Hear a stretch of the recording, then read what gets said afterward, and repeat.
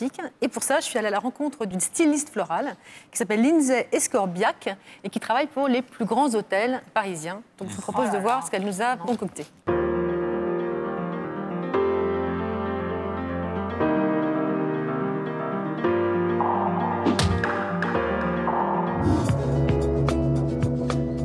Le chic en toute discrétion et en toute intimité, c'est l'esprit de cet hôtel 5 étoiles. Ici, la décoration florale est à l'image du lieu, élégante et sobre. Une touche de couleur se détache sous la grande verrière, les créations de Lindsay Escorbiac. On a des bouquets d'amaryllis qui sont travaillés un peu en botte. Donc ça, c'est l'amaryllis Liberty d'un rouge profond. Ouais. Après, on a la Vanda. C'est une orchidée. Donc celle-ci, c'est la Vanda cerise. Après, j'ai des grandes feuilles de rognier pour donner de la hauteur et du volume à ma composition. Et après, en touche de décoration, on a les feuilles de maripa qui interviennent un peu comme des vagues dans ce décor qui est très linéaire, très droit. Dans cet hôtel, est-ce que vous avez toute liberté ou est-ce que vous avez un cahier des charges quand même assez rigoureux? Donc je suis assez libre sur la création des compositions, le style que je vais leur donner. On est toujours dans le contemporain, assez graphique.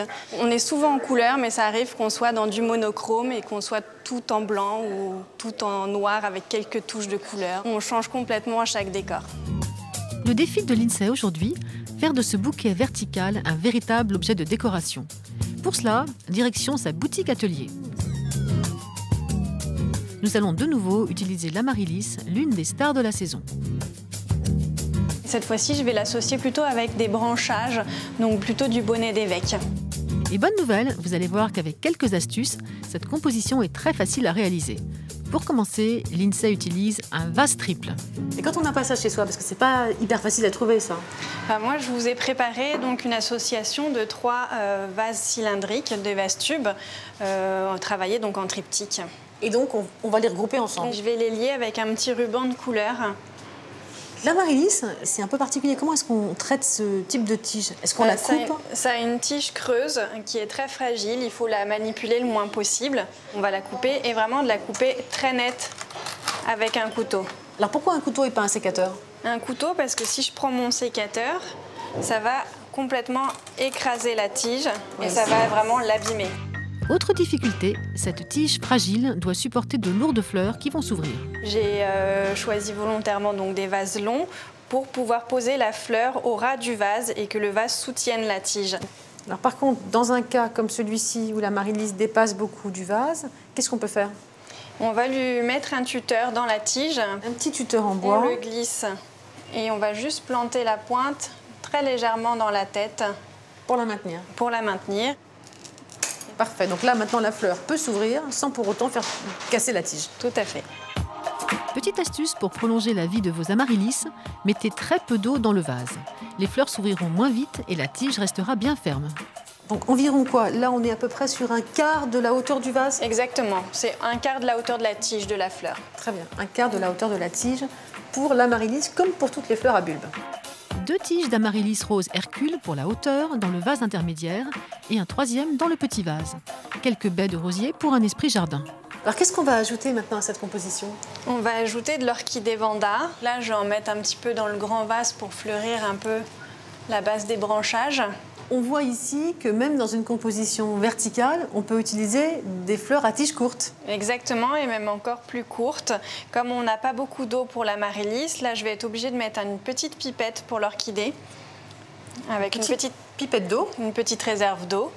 Et donc je vais la glisser en haut de mon vase pour faire un petit rappel. La touche finale, une guirlande de diplocyclos qui vient s'accrocher au plus grand des 3 vases. Et si vous ne trouvez pas cette petite cucurbitacée chez votre fleuriste, pas de souci, Lindsay a la solution. On peut remplacer par des traînes de lierre ou de jasmin qui sont un peu plus classiques. Mais ce qui est important, c'est effectivement, ça crée un lien entre les différents vases. Tout à fait. Merci beaucoup Lindsay, c'est magnifique. Alors maintenant, on a envie de voir ce que donne cette composition dans un appartement un peu plus classique. Lindsay nous a conseillé plusieurs endroits pour mettre cette composition, mais comme ici, on a une cheminée, eh bien on va en profiter. Si vous n'avez pas de cheminée, posez votre bouquet dans l'angle d'une grande pièce ou près d'un joli meuble. Eh bien, si comme moi, vous aviez un petit peu peur de vous lancer dans des compositions verticales et un peu contemporaines, eh bien, on est rassuré, c'est facile à réaliser et puis ça va dans tous les intérieurs.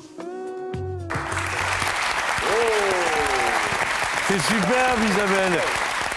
Mais c'est très contemporain. Est-ce que ça peut aller dans un cadre très ancien? Absolument. D'ailleurs, c'était très souvent le cas autrefois dans les maisons de campagne. On mettait ces grands vases qu'on posait sur le sol. Là, vous trouvez ça contemporain parce que le vase est contemporain. C'est un vase transparent. Mais imaginez un vase un peu ancien ou une poterie. Ming. Il faut juste qu'il soit très haut. Vous le posez par terre. Dans une maison, ça change tout. Si vous n'avez pas de plantes vertes, le fait de mettre des fleurs, c'est le seul élément vivant que vous ayez chez vous, en dehors de vous. Si t'as pas d'enfant. Mais, Oui, mais ou combien un de chien, temps mais- ça dure, un tel bouquet? Parce que Très j'ai vu longtemps. par exemple... Ah oui, très longtemps. Extrêmement longtemps. Alors La c'est Amaryllis, vraiment- ça dure longtemps. Bah, l'Amaryllis, vous l'achetez en bouton. Elle va mettre déjà presque une semaine à s'ouvrir. Et encore peu à peu, les fleurs s'ouvrent les unes après les autres. Et ce bouquet-là, il dure 3 semaines. Oui, mais le problème, c'est que là, nos appartements sont chauffés à cause de l'hiver. Trop Est-ce que chauffés. c'est trop chauffé. Oui. Est-ce que c'est mauvais pour... c'est-à-dire que... Ah bah, le chauffage, c'est certain que ça raccourcit un peu la durée de vie des Ouais. fleurs. C'est jamais idiot d'ouvrir un peu une fenêtre la nuit ou d'entrouvrir, vous mettez là où il y a un petit courant d'air. C'est bien ça. Ça baisse un peu la température. Vous changez l'eau souvent, parce que c'est aussi la prolifération des bactéries qui raccourcit la vie des bouquets. Mais c'est vrai que les fleurs à bulbes, souvent vous les cultivez chez vous, les amaryllis en pot. Une fois que c'est dans l'eau, si vous mettez très peu d'eau, eh bien ça va durer au moins 15 jours, 3 semaines. Ah, très peu d'eau pour la Très Amaryllis. peu d'eau, hein. Très peu d'eau.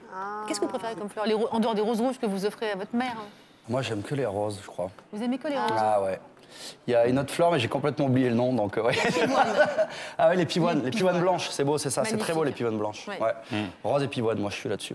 Donc vous êtes plutôt sur des... les roses, c'est toute l'année, et les pivoines, c'est vraiment une fleur du printemps. C'est les roses. Les roses. Ah, je viens du Sud. Eh oui, Ouais. c'est un petit accent. Oui, oui, j'aime les roses. Les roses. Les roses de rouges. jardin. Les Mais en tout roses cas, qui c'est sentent très bon. joli. Le bouquet que vous avez fait, là, est Ce qu'on a vraiment... mis sur le plateau, est vraiment- voilà. c'est très, C'est un très bouquet qui joli. se rapproche un peu. Ça vous plaît? Oui, j'aime beaucoup. Ouais. Et le saule tortueux, c'est quelque chose qui va durer des mois. Et puis on peut remplacer tout le temps. Hein. Au fur et à mesure que les saisons changent, vous prenez dans un parc ou dans un jardin, vous trouvez une branche qui vous plaît, vous la rajoutez. Quelques fleurs, vous avez vu des fleurs même courtes, grâce à une petite pipette d'eau. Une pipette d'eau, on peut oui, venir c'est la très mettre au pratique. sommet C'est du bien, les vase pipettes. et ça marche. Et voilà, c'est bien les pipettes. Parfait, ben merci beaucoup Isabelle. Évidemment, toutes les astuces d'Isabelle sur www.france2.fr.